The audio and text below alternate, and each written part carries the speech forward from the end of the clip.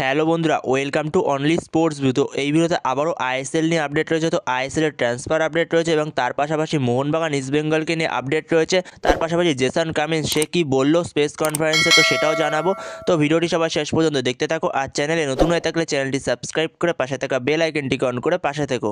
তো সেখানে কালকে ম্যাচ ছিল সন্ধ্যে 7:30 থেকে Mohammedan FC versus Chennaiyin FC. তো সেই ম্যাচে চেন্নাইন এফসি 2-0 গোলে এগিয়ে ছিল, কিন্তু লাস্ট মুহূর্তে লাস্ট 10 মিনিটে অ্যাডেড টাইমে মোহামেডান এফসির অবিশ্বাস্য কামব্যাক, যেখানে মোহামেডান এফসির হয়ে ফার্স্ট গোলটা করে মানভীর সিং।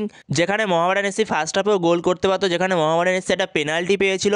তো সেই পেনাল্টিটা ক্যাসিমভ মিস করে। তো মিস করে বলতে সেই পেনাল্টিটা সেভ দিয়ে দেয় চেন্নাইয়ের গোলকিপার নওয়াজ। তো সেখানে ভালো সেভ দিয়েছিল নওয়াজ পেনাল্টিটা। নওয়াজের জন্যই পেনাল্টিটা হয়েছিল, কিন্তু নওয়াজ পেনাল্টিটা সেভ দিয়ে দিয়েছিল। তো সেখানে মোহামেডান লাস্ট 10 মিনিটে অসাধারণ কামব্যাক মোহামেডানের থেকে, যেখানে মোহামেডান এফসির হয়ে ফার্স্ট গোলটা করে মানভীর সিং এবং সেকেন্ড যে গোলটা হয়েছে, যে পেনাল্টিটা আর্ন করেছিল সেটাও মানভীর সিংয়ের জন্য আর্ন করেছিল। তো সেইখানে মানভীর সিং পেনাল্টিটা আর্ন করে। তো সেই পেনাল্টিটা ফিনিশ করে লালরিম সাঙ্গা ফানাই। তো সেখানে ফানাই দুরন্ত একটা ফিনিশ করেছে, ভালো গোল করেছে সেখানে।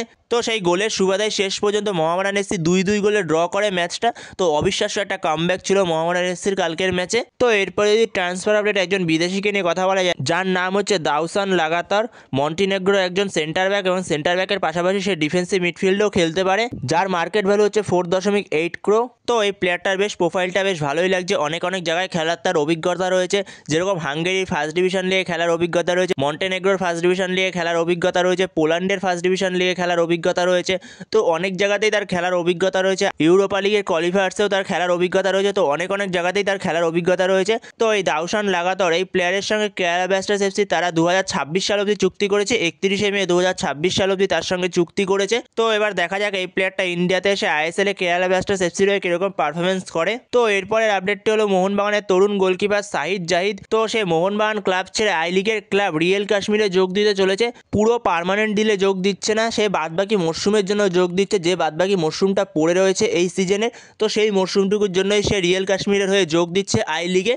তো এই সাহিদ জাহির বাদবাকি মরশুমের জন্য সে রিয়েল কাশ্মীরের হয়ে এখন খেলবে। তো এরপরের আপডেটটি হলো মোহনবাগানের জেসন কামিন্সকে নিয়ে। তো কালকে মোহনবাগানের ম্যাচ রয়েছে জামশেদপুর এফসির সঙ্গে, এবং তার আগে কালকে মোহনবাগানের প্রেস কনফারেন্স ছিল। তো সেই প্রেস কনফারেন্সে মোহনবাগানের হয়ে জেসন কামিন্স সে উপস্থিত ছিল। তো সেই প্রেস কনফারেন্সে জেসন কামিন্সকে যখন রেফারি নিয়ে প্রশ্ন করা হয়, তখন জেসন কামিন্স বলে রেফারিরাও মানুষ, রেফারিরাও ভুল করতে পারে। শুধু আইএসএলেই নয়, আমার দেশ অস্ট্রেলিয়াতেও এরকম ভুল হয়। রেফারিরাও মানুষ, রেফারিরা যখন ম্যাচ পরিচালনা করে তখন রেফারিরাও চাপে থাকে, তো রেফারিরাও ভুল করতে পারে। তো এই পরিপ্রেক্ষিতে জেসন কামিন্স বলে, যদি রেফারিরাই আমাদের সাহায্য করে থাকে তাহলে রেফারিরা কি আমাদের ক্লিন শিটগুলো রেখে দিচ্ছে? আমরা যে ক্লিন শিটগুলো রাখছি তো সেটা কি রেফারি রেখে দিচ্ছে? বা আমরা যে গোলগুলো করছি সেটাও কি রেফারি করে দিচ্ছে আমাদের? তো সেখানে জেসন কামিন্সের কথায় স্পষ্ট বোঝা যাচ্ছে জেসন কামিন্স কি বলতে চাইছে। জেসন কামিন্স বলতে চাইছে যে তো সেখানে আমরা কষ্ট করে নিজেরা ক্লিন শিট রাখছি এবং গোল স্কোর করছি, তো সেই জায়গায় কোনো টিম বলছে, তো সেখানে কোনো টিমের কোচ এসে বলছে আমরা রেফারির সাহায্যে আমরা এখনো পর্যন্ত পয়েন্টস টেবিলের 1 নম্বরে রয়েছি। তো সেখানে এই কথাটার কোনো যুক্তি নেই।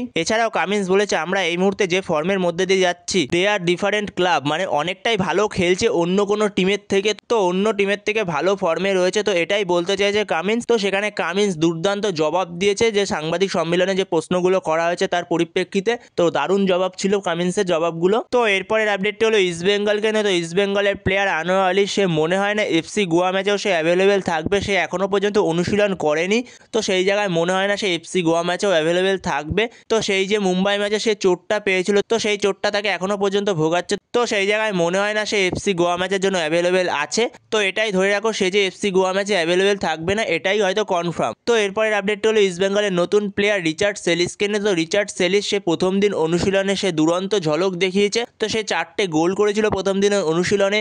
তো তারপরের দিন সে অনুশীলনে অনুপস্থিত ছিল। তো এটাই সবার কাছে প্রশ্নের কারণ ছিল যে সে কেন অনুপস্থিত ছিল পরের দিন অনুশীলনে।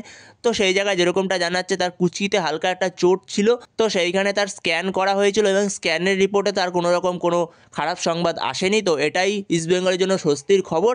তো সেইখানে সে আজকে থেকে আবারও সে অনুশীলনে উপস্থিত থাকবে, মানে বৃহস্পতিবার থেকে সে আবারও অনুশীলনে উপস্থিত থাকবে। তো সেখানে তাকে নিয়ে কোনো চিন্তার কারণ নেই। তো রিচার্ড সেলিস সে অনুশীলনে উপস্থিত থাকছে।